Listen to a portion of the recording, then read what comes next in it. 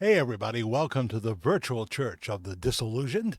My name is Jack Allen Willard, and this is a video entitled, Was Elvis Inspired to Fake His Death? It's also kind of part two of the verdict. I was intending to put this information in the verdict, but I always forget something, even when I could look at notes and see that I have written a note to remind myself. And that could make me in worse trouble mentally than Joe Biden, if that's possible. I don't know.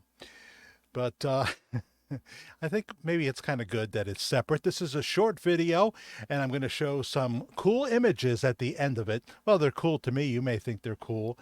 Um, I promised I would show an image or two in the other video, which is now just up and starting to get hits, the verdict. But I didn't get to it, you know. Absent-minded me. I gave credit, a lot of credit in the last video to my friend Jose, JJB, who has many Bob Joyce videos up here at YouTube and gets a lot of hits, and he's been very helpful for me. He is a real researcher. He does his homework, and he was the one who told me about a person who he believes may have inspired the death of Elvis Presley, someone Elvis met at a theater in 1957. And this very famous Mexican artist would later on go on to fake his death. And eventually it would be revealed who he really was.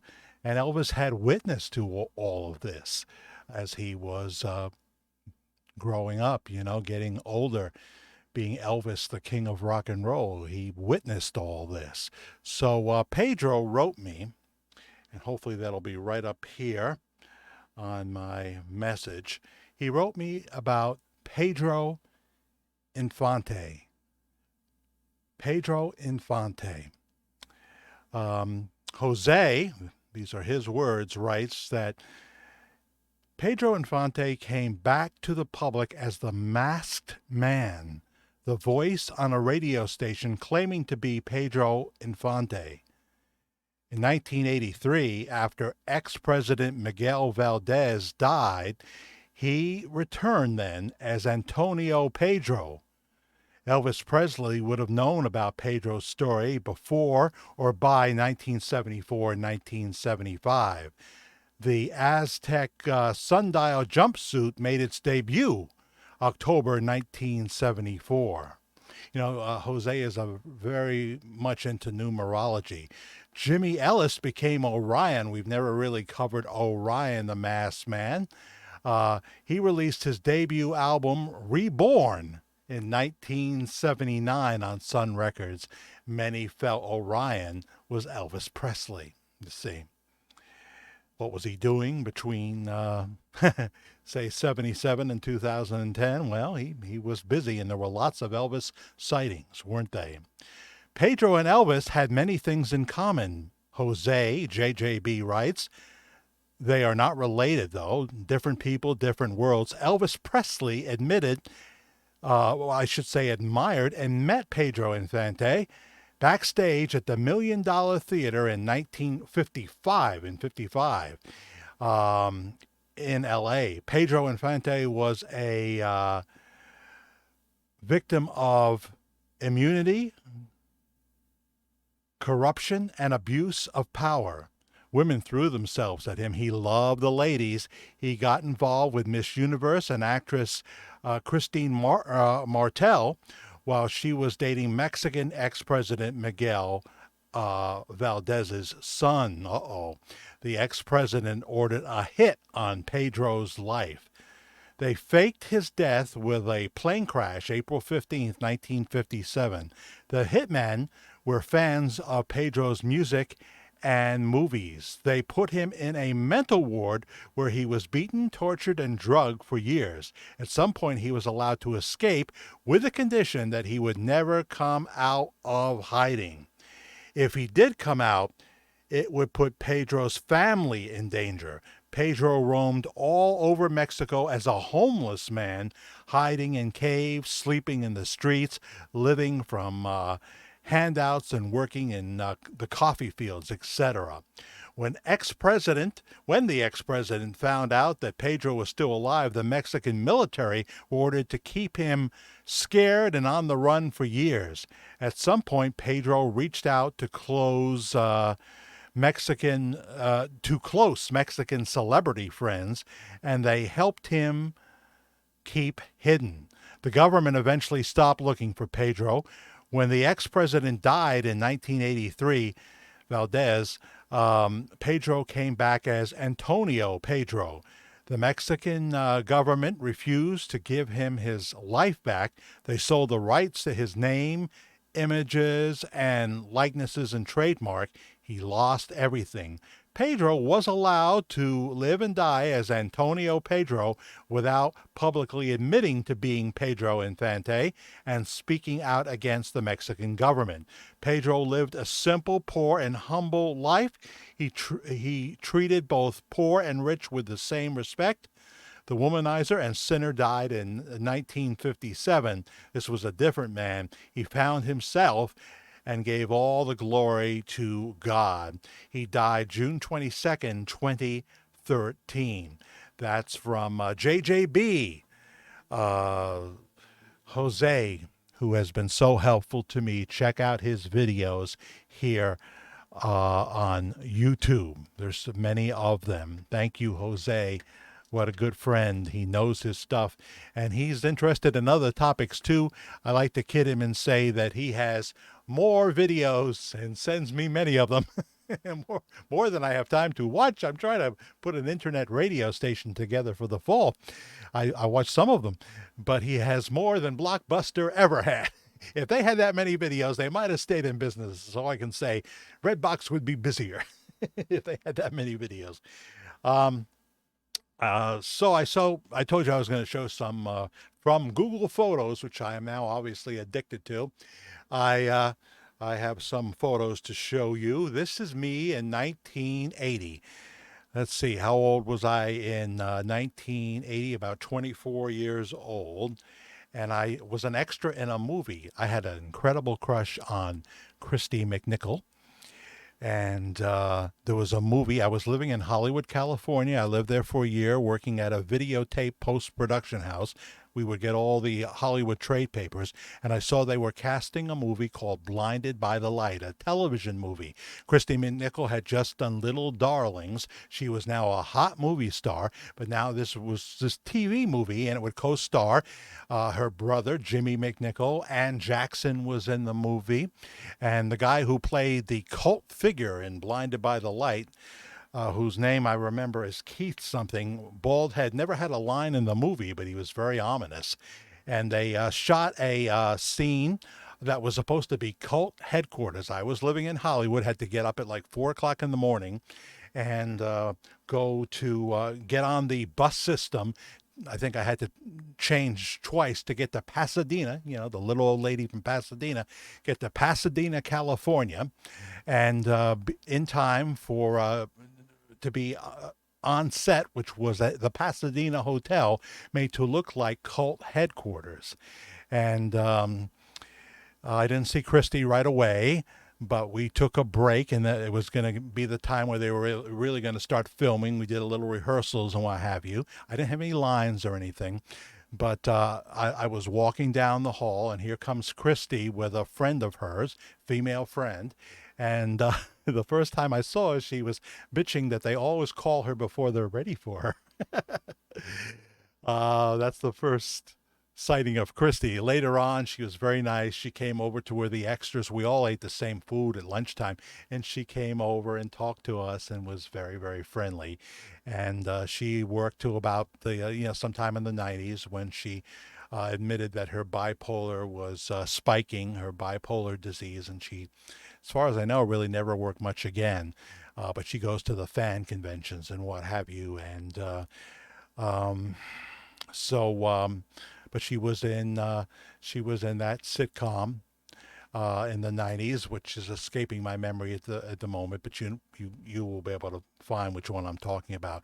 Anyway, I was in the front row when the camera panned of us listening to this. It was a rally, and the person who was going to introduce the central character known as Father.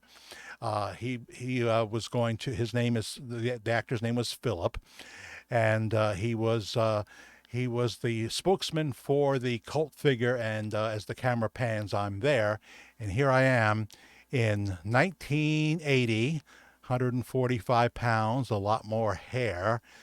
And if you go to YouTube and you look up the movie Blinded by the Light from 1980, when it gets to that scene where they're having the rally, you will see me as the camera pans slowly past me. I wanted to make sure I got on camera, because I knew I wasn't going to be in Hollywood forever. So there I am, washboard stomach pretty much. Can't see that, but yeah, I did. And wow. Oh, only to be 24 again. Um, no, I knew that acting, I loved acting, but I knew that my future was in radio. And by 1977, I had my first job arriving in Dunkirk, New York to work at WBUZ in Fredonia, New York. I arrived the day that Elvis Presley was reported to have died. Then in 1980, after coming back from California, late 80, I got a job at what I call my hometown station, 60 miles outside of New York City. I was born in the Bronx. But we moved when I was 3. Only thing I know about Yankee Stadium is, uh, uh, only thing I know about the Bronx is Yankee Stadium. So I got a job at my dream station, the one that I grew up listening to, along with the New York radio stations, WABC, excuse me, WNBC. I got a job working first Sunday nights, and that led to overnights, which led to evenings, which led to middays. And the person who gave my approval for hiring, who was on the air and co-owner of the station, was the legendary radio broadcaster, Cousin Bruce Morrow.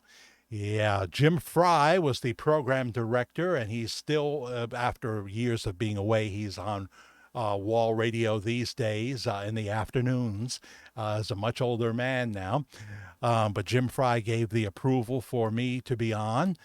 He had heard my audition tape from Fredonia. I was scared to death, and he says, "Let's go meet Bruce." And down the hall, I was shaking in my boots. And down the hall, we went to the production studio where, they record commercials and sometimes radio shows that will be taped. And there was Cousin Brucey, this huge man. He's he's like 6'4", maybe, with a huge hand, well dressed, of course. He stood up and said, "Well, Jack, it's nice to meet you. I understand you're going to be doing Sunday nights." I said, "Yes, Cousin Bruce. I'm really looking forward to it. I'm really honored." He shook my hand with his huge hand, and he said, "I'll be listening on Sunday night." And I thought, I'm going to have to find something to calm me down.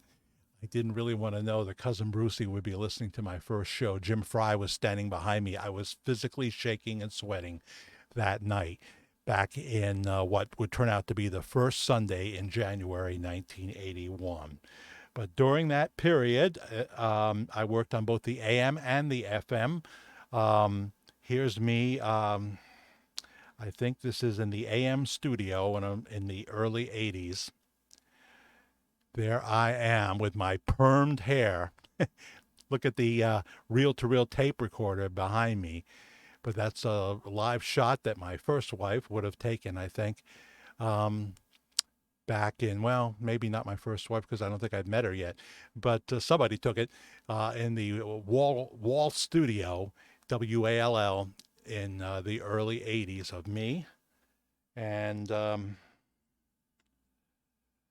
later on, in the 90s, I would go on to work in Christian radio, a 14 radio Christian network. Here I am with my precious kids, my beautiful children, my daughter and my son, in the 90s. See the computer, the old-fashioned computer screen, computers that now come into radio. Another shot of me during that era in the 90s, working at the Sound of Life. Sound of Life. See all the CDs behind me and the computer screen. Early 90s there. And I don't know why I pulled this photo. We're going up to Parks Casino in July, my lady and I. And we will see one of our favorite bands, the Psychedelic Furs. Richard Butler is the lead singer, standing up there. That's his brother there. And what a great band they are. We'll be up at Bensalem, Pennsylvania to see the Psychedelic Furs that we saw earlier this year in Albany. Just thought I'd show you some fun photos. So my personal email is jackthefairguy, F-A-I-R, @gmail.com. Anytime you talk about Bob Joyce, please keep the comments respectful. We have covered, I feel in my heart that everything Bob Joyce has ever done is God ordained. I'm talking about Pastor Bob Joyce, who I believe surfaced in 2011. That's when I noticed him. That's when a lot of people have noticed him. I do not say emphatically that he is anybody other than Bob Joyce. I talk about possibilities, and it's up for you to decide. Ultimately, you have the verdict. You have the verdict. Now, we know that in 2028, I believe, information about the Elvis funeral will be made available to the public. I've been told Bob is writing a book. I'd have no idea whether that's true. The person who said that the book would not be released until he passed away. I have no way to verify any of that. I'm going to get busy working on an internet radio station, so I'm not going to be on YouTube a lot. Bob Joyce is by far and away the biggest topic that I do. Kind of has made me a one-trick pony these days. Although, with that said, I have had success with Carlton Pearson videos, the TV preacher who walked away from Jesus. That's how many perceive it. Check out The Curious Case of Carlton Pearson. We talk about the video where Carlton speaks for the MAGA movement. I say why he's wrong, considers himself a spokesman for the black community. I think he's wrong on spiritual issues, but then again, God seems to be working on him, and something amazing may be happening. He fancies himself as a metaphysical preacher, but he keeps preaching the gospel, and then he tries to tear it down. It's a real wild thing to watch Carlton Pearson 2022, I'll tell you that. He's not anything like Deepak Chopra. When God has given you a calling on your life and you walk away from it, as I believe he did, I believe that God may use, his luring to bring you back to where you should be. So watch the Carlton Pearson videos. Fascinating story. Anybody in your life that has heart failure of any kind, including low ejection fraction, watch the low ejection fraction distraction. All right. We have the last days radio shows. We're living in the last days, folks. Look around you. You got to be prepared. Watch the last days radio shows, the videos. That program will be a big part of the internet radio station, along with Midnight Ramblings. Okay. There's a lot of good videos here, and check them out. We did very well with Carlton Pearson when we did the first Curious Case of Carlton Pearson back in 2016, over 4,000 views. We talked about Miley Cyrus's absurd behavior, and that got a lot of views, but Bob Joyce is definitely 31,000 views and growing on the Bob Joyce Elvis evidence. The 21 coincidences Bob Joyce may be Elvis grows every day. I can't believe it. The Bob Joyce Elvis factor, which we did in 2019, continues to grow. Now over 16,000. Just amazing. All right. Again, thank you, Jose. JJB, watch his videos, and let's hear. Let me put on my headphones, all right? Put on the phones here.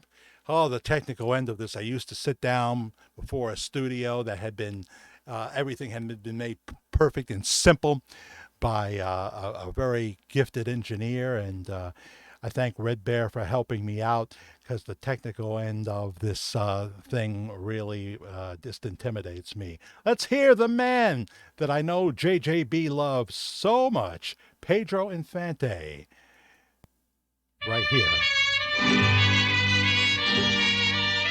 on the Virtual Church of the Disillusioned. Enjoy, Pedro. Ole. Amorcito corazón, yo tengo tentación de un beso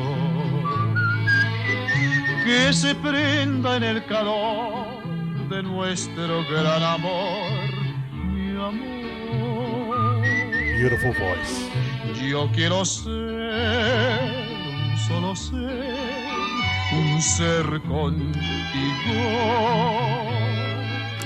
Te quiero ver en el querer para soñar,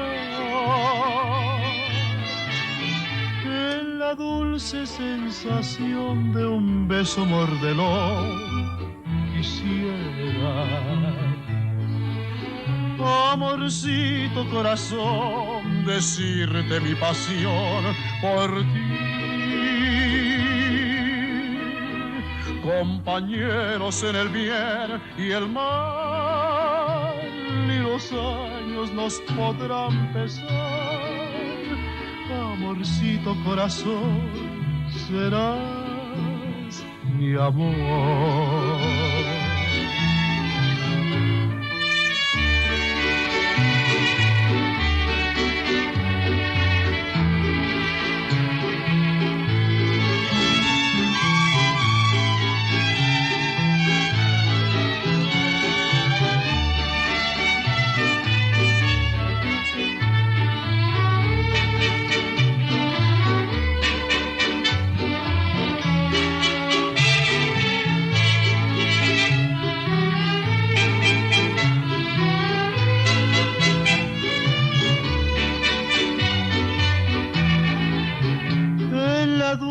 Sensación de un beso mordelón quisiera.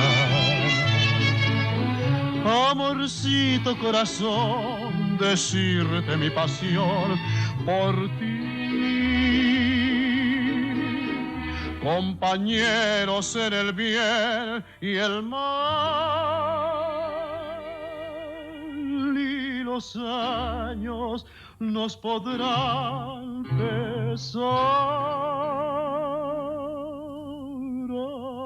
Amorcito corazón, serás mi amor.